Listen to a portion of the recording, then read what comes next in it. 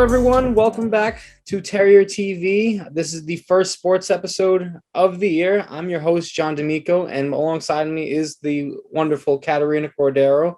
We are back here at SFC Terrier TV for our first sports video of the year, and it is fall, which means you're either doing one or two things. One, you're listening to your favorite Taylor Swift album, which is Red. We all know that's the fall album. Or you're like us and watching football. But I'm probably doing both, to be honest.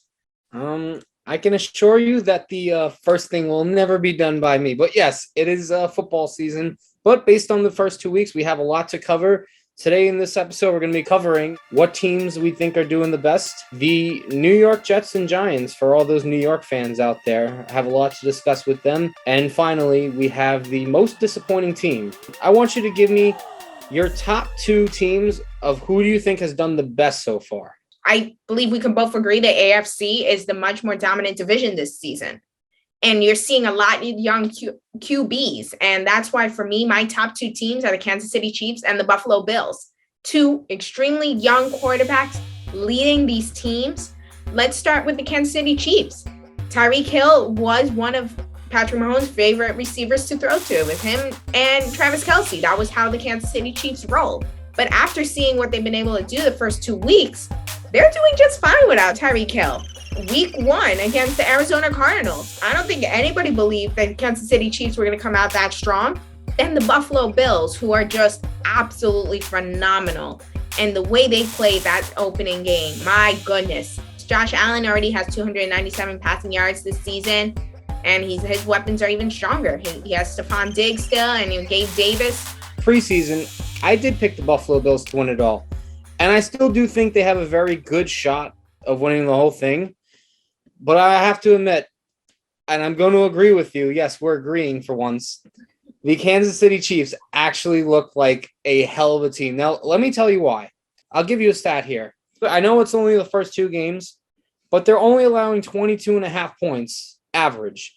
And let's not forget, they face the Cardinals and the Chargers in weeks 1 and 2. For a defense that's pretty young and has a bunch of new talent, you got guys like Jalen Watson, who had that pick 6 against Herbert, George Karlaftis, and there's other guys. They got a bunch of young linebackers, cornerbacks. They went young on a lot of those positions. They have a really good chance to be somehow even better than they were before. But Kat, I'm going to go off the board with my second pick because I'm just going to go in the NFC. Because I'm not saying Buffalo isn't a top 2 team. I'm going to go in the NFC just to see if we can get a team out of there. The Philadelphia Eagles have a really good shot. Okay. As a dark horse. And I'll tell you why. When you watch the Eagles, like, they can be so balanced. And I think Jalen Hurts, as he progresses, he's going to learn how to be a more balanced quarterback. But his protection and his weapons around him could possibly be the best in the NFL. Devontae Smith, who's I think is going to break out for a stud. Amazing. A.J. Brown coming to a new team. That might have been one of the best first game debut performances for a new receiver on a new team. The tight end, everyone said they got rid of Zach Ertz. That's because they have Dallas Goedert. Miles Sanders is no scrub. And then the big boys up front. Kat, this might be one of the best offenses in the NFL. I don't think Giants fans who are watching this are going to really like all those comments you made about the Philadelphia Eagles. Definitely not, especially since how great those Giants have been playing, to be quite honest. Katarina, I don't know if you noticed, and this has a little bit to do with football, a little bit of baseball. Give you a stat here. The first time since 2009, all on the same day, the Jets won, the Giants won, the New York Mets won, and the New York Yankees won. I'm going to clap that up. Yep. I mean, New York Giants are undefeated.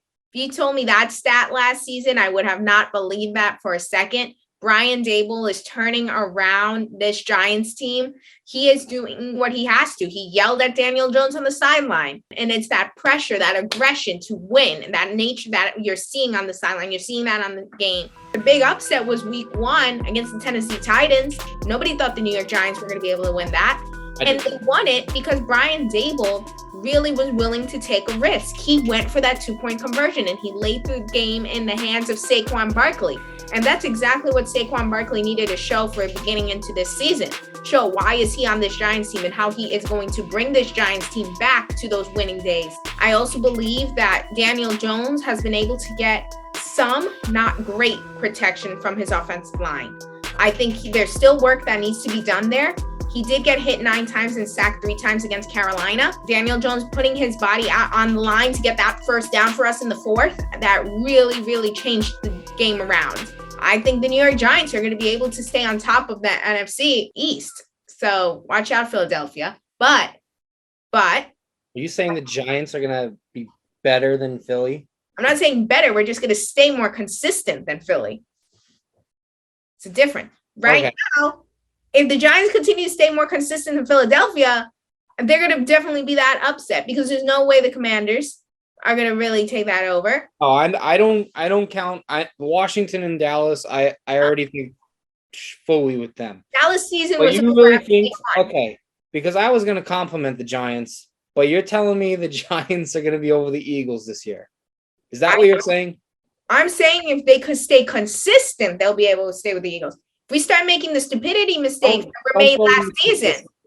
Yes or no? Who right now, who's going to be on top of this NFC East? I think it could be a tight race between the Eagles and the Giants. Okay. The Giants, the thing is, they're still not they still make mistakes. Like I give you like congrats. Like they were overcome it. I'm not coming after them. Like I gotta hand them their props for the first 2 games. I didn't see them coming out 2-0. But there's still some things like that I'm not sold on. First off, I'm not sold on Daniel Jones. He had another bad interception late. It was in the half, and I think he got booed off the field. Jones, he battled hard. Like I can't pick on a guy that won a game. But if you just want to even compare quarterbacks, Jalen Hurts and Daniel Jones, I'll bet my house on Jalen Hurts over Daniel Jones. And I know you're a Giants fan. I understand. But there's no way in hell that I'm picking the Giants to win this division. Like, good. I think they might have a good year with Dable. But the quarterback is still a big, big problem. I know everybody is up in the fence with Daniel Jones right now, which understandable. But on Daniel Jones' defense, how many head coaches has he had in his short years in the NFL and changing off offensive coordinators? That affects a quarterback.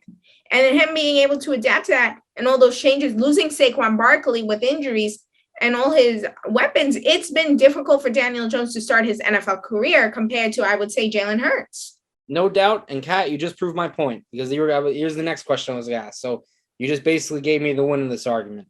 Oh, I did. How you can't claim the win off an argument if you haven't asked the question. Kat, who does the offense revolve around? Why don't you answer it? Because I know you want to answer it more than Barkley. Saquon Barkley is the centerpiece of this offense. If Daniel Jones didn't have those questions, then why isn't he the centerpiece? It's a great point. The Giants aren't the only team to win yesterday. Go ahead. Go for it. JETS, all right? The New York Jets, probably with one of the biggest comeback wins I've ever seen in history. And Kat, you got to admit, you've definitely never seen a win like that. Okay, that's a bit of a stretch. It was a great comeback. It was a terrific comeback. How could you even be mad at this? Like, they played phenomenal. So I agree. The Jets really did an amazing comeback. I was not expecting the Jets to win that game and the way they were playing. And you brought up the Joe Flacco point. It was his first win since 2016 when he was a starter with the Denver Broncos. So that alone is quite incredible. Your receivers are looking good. I have to give it. Wilson, like it's not just like his route running is incredible, but his ability to like create spaces. He had another touchdown catch earlier in the game where it was like close to the goal line, and it was like a fade play to him. And I'm like, my God, I don't remember who he beat, but like he just like shook him off like easily. For the amount of time that was left on the clock, I believe Robert Saleh really truly believed that they could win the game. And without your starting quarterback, Joe Flacco, I mean, it was impressive. It truly was impressive to see the Jets come out at 1-1. Definitely better performance than they did last season. I'm not going to go on the Jets hype train and say this team is going to the playoffs. But you know what? This is a win where I can say, like, finally, there's something to, like, build off of, hopefully. Because next week, they got the Bengals, who we're going to get into in a little bit. Now, you stumbled upon the Cincinnati Bengals in your argument with the Jets. And Kat, I'm going to save the fans a little spoiler alert. Want to save they're both our pick for most disappointing team. And I think it's time to just rip in. Kat, you can have the honor first on this one. My God, the Cincinnati Bengals. I was so excited to see the Cincinnati Bengals this season after what they were able to get all the way to the Super Bowl last year and sadly did not win.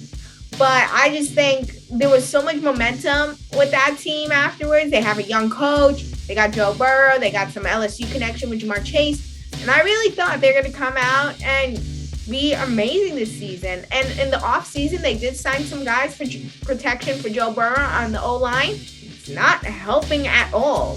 For a perspective, Joe Burrow has been sacked 13 times in the past 2 games he's played. And they should have won against Dallas. It was a Dak Prescott-less Cowboys team, and they did not win that game. And even though it did come down to the wire with just field goal, they should have played so much better than the way that they did. I'm going to go off your point, right? Because you mentioned that he's been sacked 13 times in 2 games, right?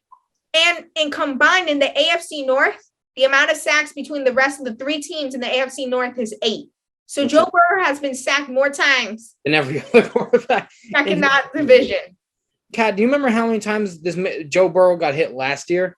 In the regular season, he got hit 51 times, right? Mm-hmm. In 4 games of the playoffs, because they did go to the Super Bowl, he got hit 19 times. In week 1, they faced Pittsburgh, who doesn't have the greatest offense.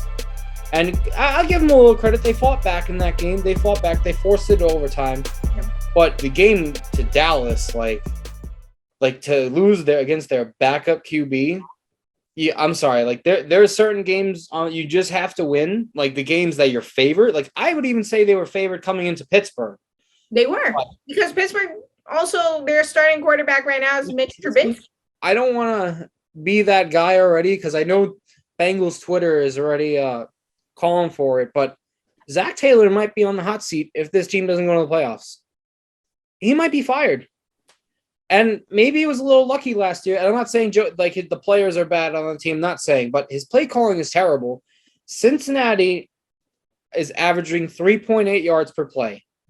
From all the talent they have, how do you have Burrow, Chase, Higgins, Tyler Boyd, Joe Mixon, and the offense looks pretty bad? But it's not just that. Like the amount of times they throw as opposed to run, the dumb penalties they take, and just the poor situational football in high leverage moments, like it's pretty bad. All righty. Thank you everybody for tuning in to Terrier TV. Stick around. Make sure you like this video and subscribe to our YouTube channel for more content. I'm Katarina and Cordero alongside with John D'Amico, and we will see you in the next video.